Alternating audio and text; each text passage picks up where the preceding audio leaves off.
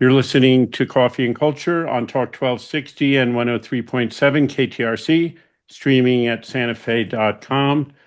I'm your host every other week, Matthew Chase Daniel, and today I'm speaking with Tonya Turner Carrol, who is the co-owner director of Turner Carrol Gallery here in Santa Fe on Canyon Road, and formerly co-director of the recently created and thriving and now closed Container Gallery in the Baca Street Rail Yard, which I know I am sad to see go, and I know other people are, but such is the world.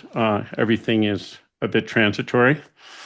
And I'd just like to thank you for the work you've been doing here in Santa Fe in the arts community for 30-something years, since I think we moved here around the same time. Yeah. So Turner Carrol has a show that runs from June 28th to July 16th called I Wasn't Invited, So I Broke the Door. And it's by Nadya Tolokonnikova. The reason it's hard for me to pronounce is Nadya is Russian and one of the founders of the group Pussy Riot, who did burst on the scene by doing a thing called Punk Prayer, which was a performance that only lasted 14 seconds or something in a cathedral in Moscow, protesting Putin and the connections with the church, and very provocative work, and unsanctioned by the church or the government, and ended up in prison for a couple years, and then has been making art. And I was listening to reading an interview with her recently where she said, someone said, people think of Pussy Riot as a punk band, and now you're making art. And she said, we were never a band. We didn't know how to play instruments. That was just performance art. And it's always been conceptual art and performance art. And they were using the mechanism of punk aesthetics and punk rock aesthetics to express their artwork. So I thought that was interesting, because I always thought of Pussy Riot as a band that I had never listened to. Right. Yeah. It's interesting because Nadya told me that they would only have a few seconds to get their message across. Mm-hmm. So she asked her friends who has an electric guitar, and they cobbled together speakers out of car stereos so that they could amplify the music, because they would only have about 30 seconds before the police would come and break up protests. Right. And that's why they started making noise that sounded to a lot of people like punk music. But it's very funny because they never regarded themselves as musicians. Yeah. And she also describes herself as an introverted person. But all the work she's doing is this very extroverted work. And so I find it interesting. And when you listen to her speak in an interview, she's very sort of soft-spoken, but what she's saying is That's very, true. very intense and strong. And I love that play in her work. Yeah. I think that it's probably very hard for her to be out there as much as she is in a sort of extroverted kind of way, because she is very introverted. But she knows that getting her message out there is worth whatever it takes to get people's attention. Yeah. And it makes it very poignant in a way, because she's young. She's what, 35 now? And when she was doing that, she was in her mid-20s. Right. And so starting, very young, but putting herself out there to do this, and really using the media, the sort of new media, and the way that the internet and the news cycle and politics all is working in the last 10 or 15 years. She seems to be navigating that brilliantly as a conceptual artist. Yeah. And she also, after she got out of prison, she and the other Pussy Riot member who had been imprisoned founded a media company called Media Zona. Mm-hmm. in order to talk about politics. Because, I think it's really significant that she was born in the year 1989, which is exactly when things started to open up a little bit in the former Soviet Republic Mm-hmm. and in Eastern European countries. So there was all of this possibility of enhanced freedoms during her childhood. And then once she hit, once Putin was back in charge, all of those freedoms that had been talked about and had begun to happen started closing down again, little by little. Yeah. And she was born in Siberia, very remote Yes. northern Yeah. place of, Yeah, she was born in a place where she says even the snow was black. It yeah. was very dark and very polluted. Ugh. Um, and it seemed she says her father really inspired, told her to speak her mind and um, Right. be, perform her art. And uh, there seems to be a lot of support of that. There was Yeah, something she said maybe in a TED talk: passion, openness, and naivety are superior to hypocrisy, cunning, and contrived decency that conceals crimes. Um, right. Open all doors, take off the epaulets, feel the smell of freedom with us. And so she's just sort of fearlessly confronting Putin and the Russian government, and to the point where she was in jail, and then there was a warrant for her arrest, I guess, which is still Ongoing. ongoing. Yeah. Yeah. So now she can't travel. It's not safe for her to travel, and she remains geographically anonymous because, for her personal safety. Yeah, because there's been a lot of people who are outspoken against the Putin and the Russian regime are targeted for Right. takedown, Right. assassination, or other things. So, Right. um, but there's also, well, I just want to say, we're also going to be playing here today some excerpts of um, works by Nadya, sound work. So we're going to hear that now, and then we're going to go to a break, and I'll be back with Tonya Turner Carroll talking about Nadya Tolokonnikova. So here is a piece of Nadya Tolokonnikova and Pussy Riot from Punk Prayer in 2012.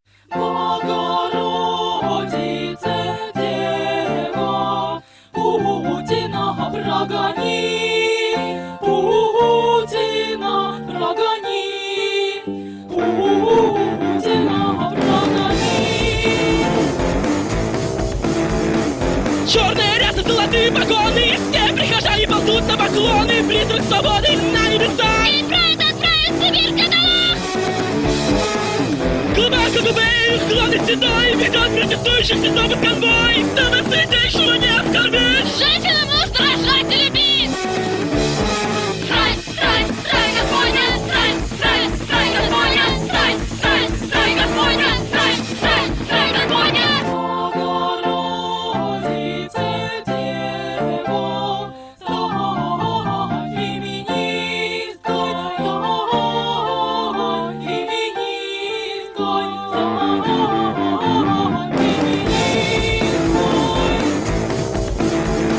Церковная хвала пронижешь вождей, крестный ход из черных лимузинов, в школу к тебе идет проповедник. Иди на урок, принеси ему денег!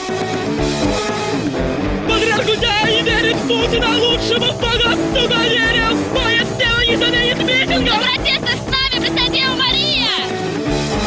Страсть, страсть, страсть Господня, страсть, страсть, страсть Господня, страсть, страсть, страсть Господня, страсть, страсть, страсть Господня!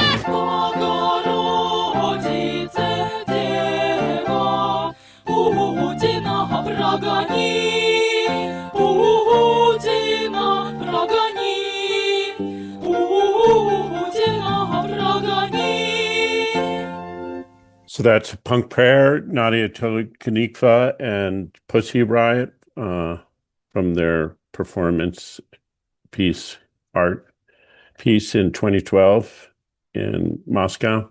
We'll be back with Tonya Turner Carrol talking about Nadya's show coming up at Turner Carrol Gallery on Canyon Road. You're listening to Coffee and Culture. You're back listening to Coffee and Culture. We're on Talk 1260 and 103.7 KTRC, streaming at santafe.com.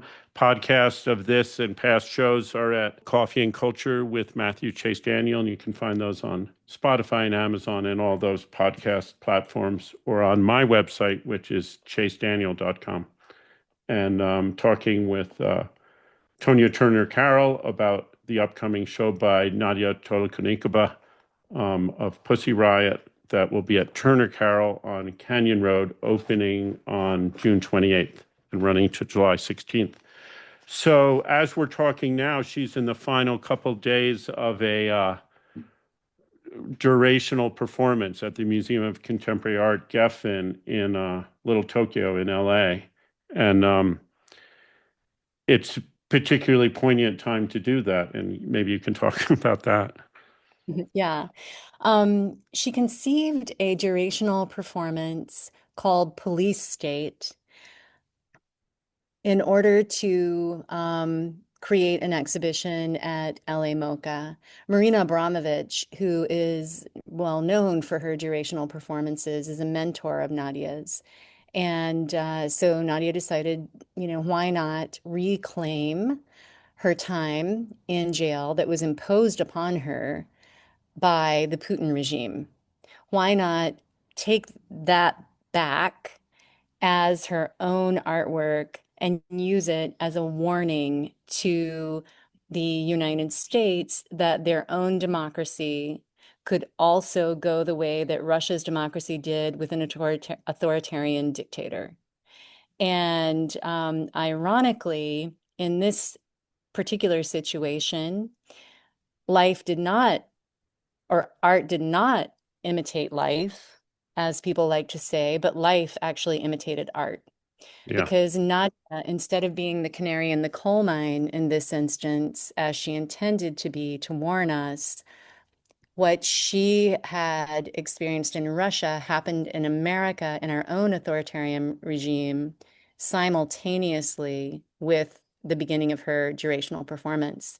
In fact, as she was walking up to take her spot in her recreated prison cell inside LA MOCA, our own dictator had sent National Guardsmen and then later Marines to be used against protesters in our own formerly democratic country.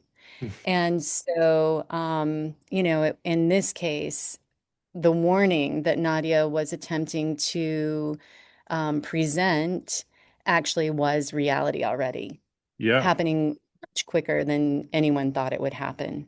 Yeah, and the So, LA Detention Center jail is just a couple blocks from where the museum is. And I right. believe the museum has been shut down for days. Yeah. There's been only Nadia there sitting in her prison cell.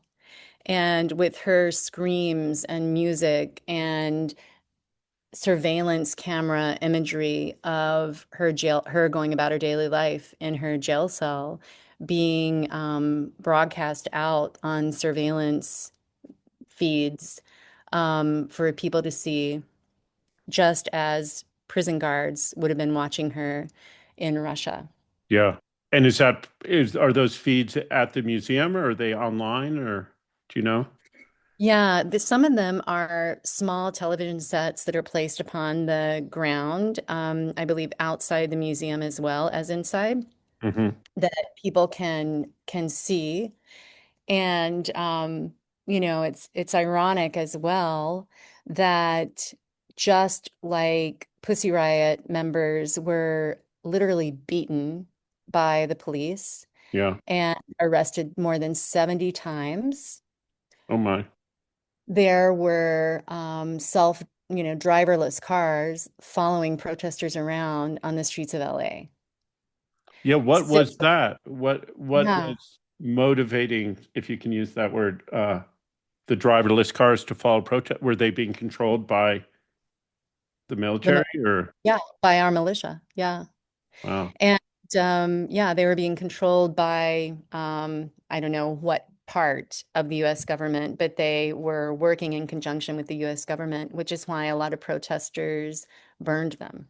Yeah, there was very compelling images of burning cars and a guy standing on top of a car with a Mexican wrestler mask and a flag that I saw online. Very, Yeah. very Yeah. strong. And it was interesting too in terms of the protest because, the mayor of LA and the governor of California were pointing out that when you look at social media stuff and you see like those pictures that we're talking about of the Waymo cars being burned, it feels like utter chaos out there, but that it's a tiny part of downtown LA um, and not that and the vast amount of protests are very peaceful and not destructive. And but when we see this on our social media feeds and in the mainstream news media, it feels like utter chaos in the whole city. Yeah. And I've experienced that a little before I was in Florida during a big hurricane, and then I watched stuff about the hurricane on the news, and they were just a few blocks from where I was, and they found the one tree that had fallen over onto a house, and were reporting from there, as if the whole part of the state was destroyed, but it was most of the things were just much less than that, and but it's what sells ads and makes people click and goes viral and all those things um, as the way we perceive the world, which is strange. Yeah. And the part that's also just incredibly ironic about Nadia's LA MOCA exhibition is that LA MOCA itself, it is the site of a former like a warehouse. It's in a warehouse, Yeah, which was formerly a place where police cars were worked on. right. And Nadia was actually in prison in Russia. What she had to do every day for 16 hours every single day was sew police uniforms using broken sewing machines. They were outdated broken sewing machines so that her fingers would bleed when the needles would break, and Oh, the needles would sew over through her fingernails. And so the fact that police are so integral, but all in the title police state and in the fact that it was a former police car warehouse and that she had to sew police uniforms is all just so kind of surreal. yeah. And she's doing her own sewing of different projects of her own creation in her cell in the museum, I understand as well. Yeah, and I'd like to say, can I say just a little bit about that? Yeah, Okay. A lot of times when people look at artwork, for instance, Nadia's artwork, the artwork that's going to be in our exhibition is, it's black on black, a lot of it. yeah, And when people often associate color with purpose in art. And I'd like to point out that the reason Nadia chose to do the sewing projects that you're talking about, or even the jail cell itself recreated in LA MoCA, and she had also recreated a jail cell of hers for the first time in Container in our show a couple of years ago. But she sees that as reclaiming, sort of like an Aikido master, reclaiming someone else's aggression toward her hmm, and transforming that energy into something that's beneficial for her, that doesn't hurt her. yeah, So by reclaiming the act of sewing as her own art form, and by reclaiming the act of being imprisoned against her will as a durational performance that is also her own art form, that is part of her own personal healing. right. She describes it as her own sort of art therapy practice, as well as Right. art making. And here is a brief bit of audio that Nadia sent us for the show, and it's from a new video that she put together, Police State, recorded in LA during the protest a couple of weeks ago. I feel like we're turning into fucking Russia. Does anyone like have that feeling that we are turning into Russia? And America is slowly falling from the grace and hopes of what democracy once had. And these fascists are out here and right here, right? And civilians are standing by, unarmed, saying that undocumented people matter in the land of the free and the home of the brave. We have to go to another break, but we'll be right back. So we were talking a bit about how she's making the jail cell that's a replica of the jail cell that she was imprisoned in to sort of take it back and make it something more under her control and her expression. And that is both her art making practice and a sort of therapeutic for her own healing from the trauma of these things she has gone through. Some of the work also that you'll be showing is from this Dark Matter series, which are based on sort of this Cyrillic writing, calligraphy, and Russian Orthodox religious imagery. But again, something where she's pulling this in and recreating it and saying different things with it. And it's all very dark and black on black, and part of what she's calling the new dark ages of this authoritarian regime in Russia and increasingly here in the United States. And yeah, she said her father told her that the ultimate job of an artist is to create their own religion. And she said she took that very seriously, and she's been doing that ever since. And instead of using existing religious symbols, she's creating her own symbols and her own chapels and making things, drawing on those old symbols, but making her new symbols. Right. And it's interesting. She started, this is a very different body of work than what people saw in her first immersive exhibition, which happened to be at Container like 2 years ago. This is an entirely different body of work that premiered in her first solo exhibition in a museum in Europe in 2024. And she started creating this new dark age body of work immediately after the election. And part of that to her was the overturning of Roe versus Wade and also the anti-gay stance of American society at the time and continuing. And so the black on black is indicative of a new dark age, but there are glimmers of hope. She always likes to balance reality, like a dark reality, with a way forward out of it that's hopeful, because we all need that in order to continue wanting to survive. Yeah. So that's really important. And there's humor as well that she's using to that end. yeah.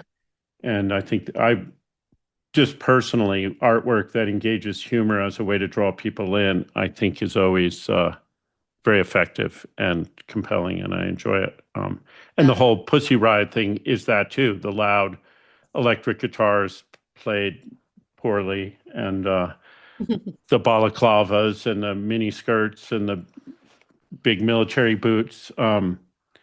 It's all very, there's humor, and there's just sort of a lot of very elemental elements to it. You know, there's sexuality and religion and bondage and torture and militarism and noise and knives and fire and ashes. And she's really invoking all this sort of very visceral experience to draw people in.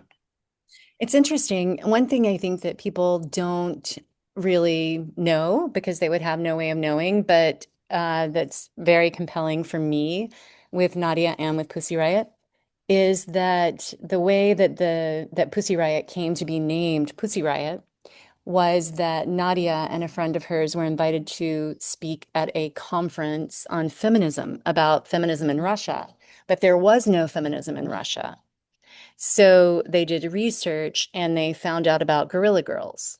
And they thought, okay, we needed some name like that that's both serious and threatening and also playful. And so that's how they came up with the name Pussy Riot. Nice. Yeah. And then back to the sort of the work itself, the black on black. One thing also that people might not understand when they're looking at the work, so I like to tell them, is that every image in this new dark age body of work that we're showing at Turner Carrol, not only have they previously been exhibited at the Edda Museum in Linz, which is our first European museum show, but you have to get up immediately close to them to be able to see what's going on.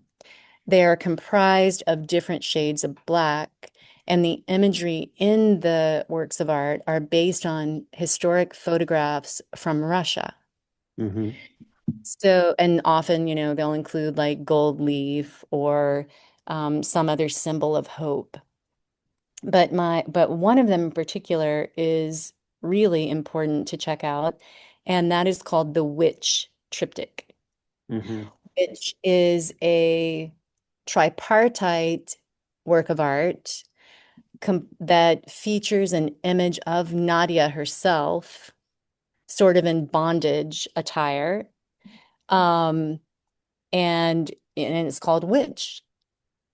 And for me, as a woman who is a scholar of art history, particularly imagery depicting women throughout the history of art, the fact that she's addressing the threat that young 20-year-old girls who were creating feminism in Russia had upon an authoritarian ruler like Vladimir Putin, that's pretty impressive. That they scared enough for him to put them on jail and then to put Nadia on Russia's most wanted list. So I think that when you talk about the Pussy Riot's use of ritual and using everything at their disposal, whether it's like broken instruments or miniskirts or, whatever, magic and ritual are things that are also very threatening to the conservative patriarchal sort of viewpoint. Yeah. And so what she's chosen to do is to create rituals that then her artwork that is available to show in a gallery or for collectors to collect, her artworks are actually relics of the magical rituals that she and other Pussy Riot members have performed, which makes them even more loaded, I think. Yeah. And on that triptych or tripartite piece, there's small glass vials with corks in them attached onto the front, no? Yeah. Yes, that's correct. And is that Putin's ashes from that piece? Yes. Some of them are from Putin's ashes, and some of them are words written in Nadia's own calligraphy. Right. That could be considered spells against Putin. Yeah. So it's a powerful witchcraft piece, all in black and red. And here I'm going to play a bit of recording from the video Putin's Ashes, which was performed in early 2023 in California, I believe. Here's a little piece of it.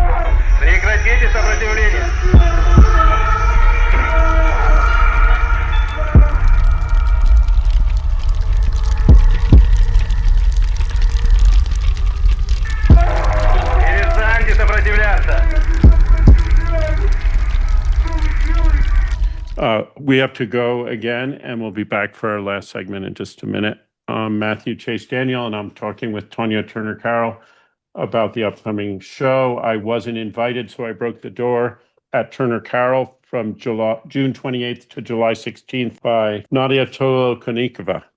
We'll be right back. You're back listening to Coffee and Culture. I'm Matthew Chase Daniel talking to Tonya Turner Carrol about Nadya Tolokonikova's upcoming show at the gallery on Canyon Road. So I believe Nadya is going to be here for the opening on June 28th. The public opening is at 5:30. Is that right? That's correct. Yeah, and it is on a Saturday instead of a Friday. So people should kind of remember that. We did that because we want everyone to go to Site Santa Fe's international opening on Friday. And so we plan Nadia's opening around Site Santa Fe's International in hopes that people can go to all the events for both. Yeah, I plan to go to both. We'll have too. Axel Contemporary. We're doing a show with Autumn Chacon, which is part of the International, and it's a community radio broadcast out of Axel. We'll be parked in front of site that Friday. And so, yeah, definitely go. That's I had to go in there to meet with someone yesterday, and they're very busily installing a bunch of great work in there. It was a treat to breeze through there for 10 seconds. And I look forward to that show too. So Nadia will be here. She'll be fresh Yes. out of her jail cell in LA. Yeah. That's right. Yeah. And she'll be present at, hopefully she'll go with me to the site opening. And then on Saturday, she will be at the public opening at Turner Carrol at 5:30. And it is probably it's definitely one of the only chances that the Santa Fe art community will ever have to meet her, sadly. But as an element of reality, the Russian government is very famous for finding people that it wants to find and poisoning them or otherwise murdering them. And for instance, Nadia's ex-husband was poisoned by the Russian regime, and Alexei Navalny was also a close friend of hers. And so she will be the first to say that she doesn't know how long she'll be on this planet. So I highly encourage everyone in the Santa Fe community to come to her opening and meet her and thank her for the very important work that she's doing in the world. Oh, that's intense way to describe it. I hope she gets to stick around longer. Yeah, me too. And I know when she was here at your container gallery recently, people were thrilled to be able to meet her and interact with her. And Yeah. it's really, really powerful. And I think she says, art and politics are inseparable. I don't think every artist has to be political, but they should understand the political context in which they work. Right. And her work is definitely political, and it moves the needle and it creates awareness. And just It the really fact that does. we're talking about it now, a long way from Putin's Russia, and as authoritarianism is coming to America, it's so important. And Yeah. Michael and I were actually her very first collectors of her art. And when Judy Chicago brought Nadia to our grand opening of Container and said that we needed to work together because she knows our interest in artist propaganda and the political impact that art can have on society. yeah, And so Nadia was having an exhibition the following month at Jeffrey Deitch Gallery in LA, and Judy Chicago emailed us until we finally responded and said we would go. And when we got there, we were blown away by the power of Nadia's work on a purely aesthetic level. not just politically important, but on an aesthetic level, we were really blown away by it. Yeah. And so Michael and I asked Nadya, wow, are these works up for sale? And she said, yeah, they could be, and you could be my first collectors. Wow. That's so wonderful. So, yeah, so Michael and I actually each bought a piece of hers. And then we had the idea that, wow, people all over this country could benefit from seeing her work. So we embarked upon a mission of getting her work into as many permanent collections of important high-profile museums as we could. So works from our container show went into collections at the Brooklyn Museum, the Dallas Museum of Art, LA MOCA, the Ackland Museum of Art in North Carolina, and other Indianapolis Museum of Art. Wow. Yeah. That's so So, impressive and so valuable. And also, I remember in that show you did a little limited edition print of mhm, hers, like a poster size or a little smaller, very yeah, colorful and a bunch of different imagery all crammed in there that I really loved. And that was, you were selling very affordably. So right. on the one side, you're getting big pieces into museums, and on the other side, providing important work for the masses in a way. And I Right. love that And combination. yeah, and we'll have that situation also in this exhibition. Oh, great. Uh, and we'll do that through prints because prints are the ultimate democratic art medium, right? Yeah. And the one that you're referring to is Virgin Mary, Please Become a Feminist, which which includes drawings that Nadia did in prison. And then the one that we are offering in this particular exhibition is called A New Dark Age. It's also an image of Virgin Mary Hmm. with a sort of a red symbol in it as well. Nice. Well, I look forward to seeing that. Maybe I'll get one. Um, so we're out of time. Everyone, please come on June 28th at 5:30, Turner Carrol Gallery up on Canyon Road, um, across from that fancy restaurant. And the show runs through July 16th. It's called I Wasn't Invited, So I Broke the Door, Nadya Tolokonnikova. And I'm just going to read this if we have time to put this in. This was something in another interview sheet that I wrote down. Rage has always given me a lot of energy to produce art, and hopefully it's subjective. People who are on my side who are kind of radical, feminists, pirates, queer people, just all sorts of outcasts. The goal of my art has always been to be a flag of hope for these people. Like, hey, I see you, you exist, we have each other. I'm not Taylor Swift, I'm for the weirdos. That's so great. I've never heard that. That's amazing. Yeah. Wow. Anyway, thank you so much, Tonya, and I look forward to seeing the show. Thank you, Matthew. Thank you for the great work you do. Thank you so much. And here's a little bit of a recording from Pussy Riot from 8 years ago, straight out of vagina.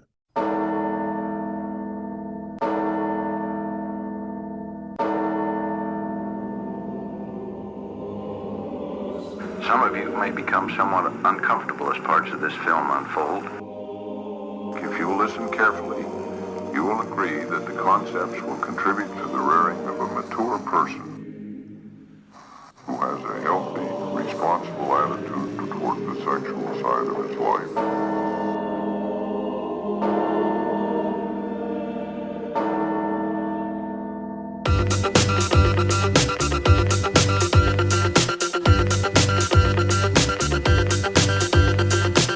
Does your vagina have a brand? Let your vagina start a band.